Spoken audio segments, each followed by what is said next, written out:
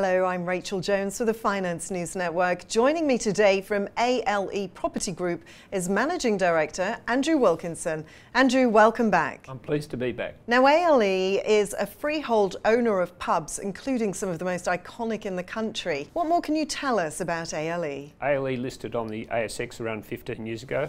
We do own a large portfolio of 86 pubs all around Australia, mainly in the major capital cities.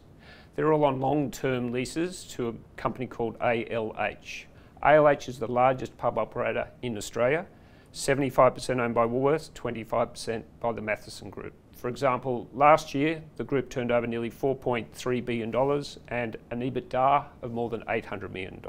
In terms of icon properties that we own, if I start in Melbourne, the Young and Jackson Hotel, if I move to Sydney, the Crow's Nest Hotel, and in Brisbane, the Breakfast Creek Hotel. Thanks, Andrew. Now to your 2018 results. What were the highlights? The highlights were the distributions went up 2%, the value of the properties went up 5% to more than $1.1 billion.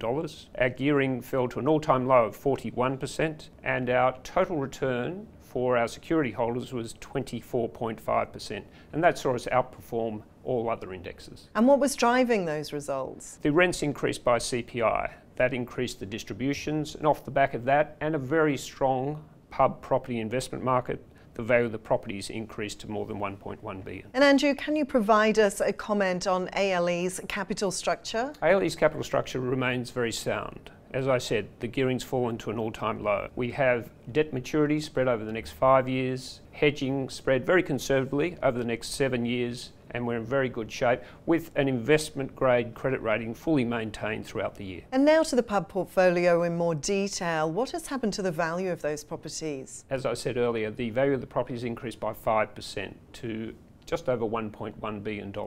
Properties sit across 97 hectares of land, mostly in the East Coast capital cities. They've been operating in their current locations as pubs for more than 65 years. So these sites are strategic.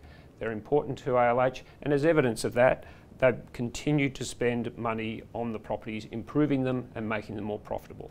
And examples of that in the last 12 months include the Miami Tavern near the Gold Coast and the Jeps Cross in Adelaide. And Andrew, you have a more significant rent review coming up in November. Where is that at? Almost all of our 86 properties review to market during the coming financial year. The review to market can see the properties individually increase or decrease by up to 10%. As we've announced in the past, we do expect a positive result, but we have indicated that not all of the 86 properties will increase by that full 10%.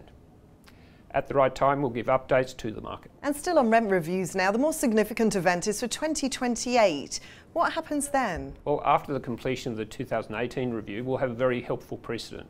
2028 is different in that there's no caps or collars. There's an opportunity for rents to fully revert to market levels. And last question, Andrew, what is the guidance for the financial year 2019? The distributions for many years have been 100% tax deferred. We're seeing the carry forward tax losses come towards an end. So accordingly, for financial year 19, we expect the distributions to be partly tax deferred. Following the completion of the rent review, the board will take an opportunity to look at distributions, look at capital management policy, and consider what were the results of the review, what are the conditions in the capital markets, what are the conditions in the property markets, and after a consultation with a wide group of security holders, we'll make an appropriate decision around both distributions and capital management policy. Andrew Wilkinson, thanks for the update. My pleasure.